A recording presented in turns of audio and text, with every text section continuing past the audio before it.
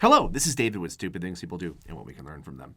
We've been talking the past couple of weeks about training, specifically what happens when an organization lacks effective training and what can be done to prevent career and organization-ending consequences. The stakes being the ruination of innocence and organizations destroyed or forever tarnished, you'd think that training would be top of mind for most organizations, and especially Christian ones. But it's not. If you're watching this video, it means prevention and training, as well as accreditation, are probably top of mind for you personally, and they're probably top of mind for your organization. But for countless other organizations, that's just not the case.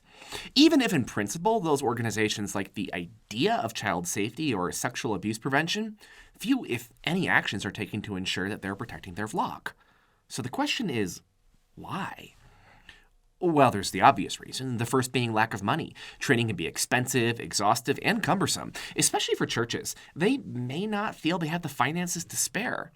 Of course, this is a bit wrong. It's just a misapprehension. While many trainings are expensive and exhausting, ECAP, Teleos teaches, and many others are not, particularly when compared with the spiritual and financial consequences that can happen if an organization fails to prevent misconduct and the worst-case scenario happens. Another fairly obvious reason is that a lot of people just don't believe the worst could happen at their organization. They're counting on their organization's culture, the shared belief in God and human decency, to protect them. But this brings us back to Judas syndrome. Even among Jesus' 12 disciples, there was a traitor, someone who appeared to be faithful, but at the end of the story, betrayed Jesus unto death. If it can happen even among the 12 apostles, it can definitely happen in our organizations. And some organizations don't get training because they simply don't know where to start. They don't know where to turn to for the best resources. They don't understand how to prioritize training and accreditation as a core need for their organization. And this creates something I like to call dental floss syndrome. Basically, think of when you go to the dentist.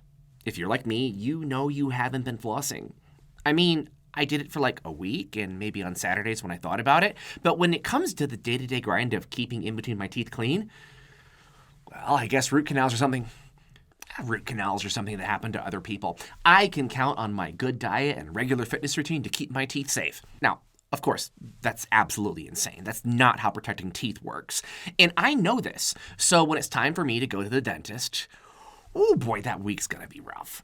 If I could just have another month to get my affairs in order, I could floss and clean up, and I wouldn't need to be embarrassed. Of course, I can't just reschedule. I've committed, so in I go, and the worst doesn't happen. My dentist isn't angry at me. They've seen my problem before, and they take it in stride. Yes, I have sensitive gums, and yes, they give me a treatment plan, and yes, there's consequences. Now I have to go back for regular and more frequent checkups while the damage heals. But it's ultimately going to be okay. This is pretty much exactly how training and accreditation goes for most organizations. There are things we need to be doing to protect our future. We're not doing them. Emotionally, it just doesn't seem real to us. Our teeth won't fall out, and our kids certainly won't come to harm. It takes some time and effort, and it's not comfortable doing the things we need to do to be safe. This means that when the time comes to have an outsider look at the organization, or worse, accredit us, there's going to be a lot of aversion because we're afraid that they'll uncover some serious problems. And we're ashamed because we secretly know we haven't been being as good stewards as we should be.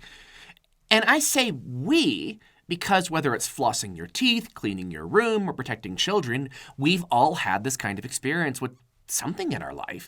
It's not necessarily as high stakes as preventing sexual misconduct, but it's still there. The reality is this: regardless of the stakes, if there are problems, we need to know about it. If your tooth is rotting, ignoring it because it's embarrassing is not going to make it better. And just like a dentist wants what's best for your teeth, training and accrediting organizations want what's best for your organization.